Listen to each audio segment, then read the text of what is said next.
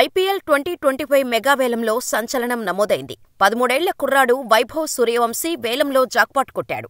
30 లక్షల బేస్ ప్రైజ్తో వేలంలోకి వచ్చిన ఈ యువ క్రికెటర్ను రాజస్థాన్ రాయల్స్ 1,10,00,000కు దక్కించుకుంది.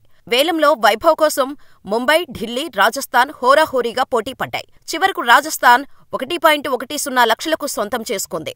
వేలంలో డేవిడ్ వార్నర్, విలియమ్సన్ వంటి అగ్రశ్రేణిలో ఆటగాళ్ల అన్సోల్డ్ ప్లేయర్లుగా నిలవగా 13ఏళ్ల చిచ్చరపిడుగు వైభవ్ వంశీ 1,10,00,000కు అమ్ముడుపోవటం క్రీడా వర్గాల్లో సంచలనంగా మారింది.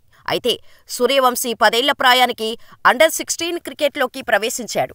10ఏళ్ల వయసులోనే వైభవ్ బీహార్ అంతటా వివిధ స్థానిక టోర్నమెంట్లలో ఆడుతూ ఔరా అనిపించాడు. ఇక ఈ ఏడాది ప్రారంభంలో బీహార్ రాష్ట్రం తరపున ఫస్ట్ క్లాస్ అరంగేట్రం చేశాడు. అప్పుడు అతని వయసు 12ఏళ్ల 284 రోజులు. అనంతరం భారత అండర్-19 టీముకు ఎంపికైన ఈ బుడతడు ఆస్ట్రేలియాపై హాఫ్ సెంచరీ చేసి అతి పిన్న వయసులో అంతర్జాతీయ హాఫ్ సెంచరీ చేసిన బ్యాటర్గా నిలిచాడు. ప్రస్తుతం రంజీ ట్రోఫీ 2024-25 సీజన్లోనూ ఆడుతున్నాడు. ఇది అతని కెరీర్ ప్రారంభ దశ అయినప్పటికీ ఐపీఎల్ వేలంలో అమ్ముడుపోయి సరికొత్త చరిత్ర సృష్టించాడు.